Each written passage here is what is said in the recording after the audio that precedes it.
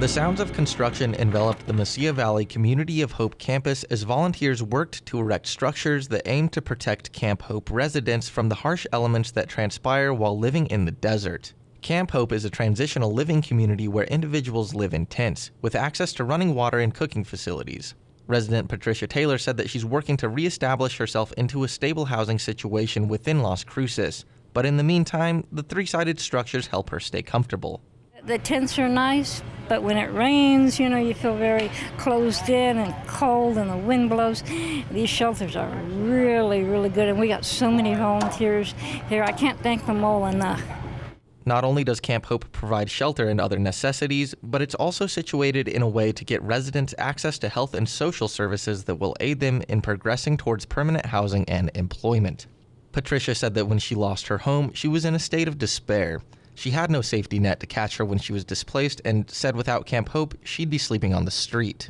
I hadn't been working. My father had been in ill health. I took care of him. I took care of my mother. And so I became homeless when she died. I was seriously considering jumping off an overpass because all I could think of was I'm going to be sleeping out in alleyways. This is going to be terrible. But I found the Community Hope. They took me in. I got a tent. I got a shelter. We eat right over there at El Cadito.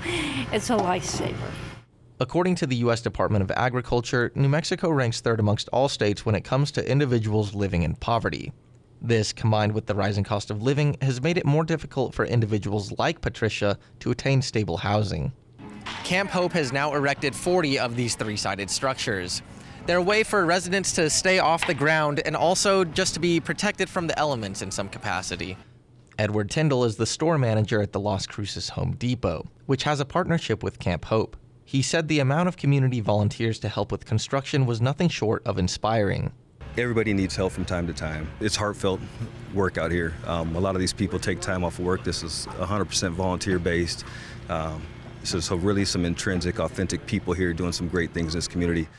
Executive Director of the Mesilla Valley Community of Hope, Nicole Martinez, echoed Tyndall's sentiment and explained that Camp Hope does not currently rely on public funds.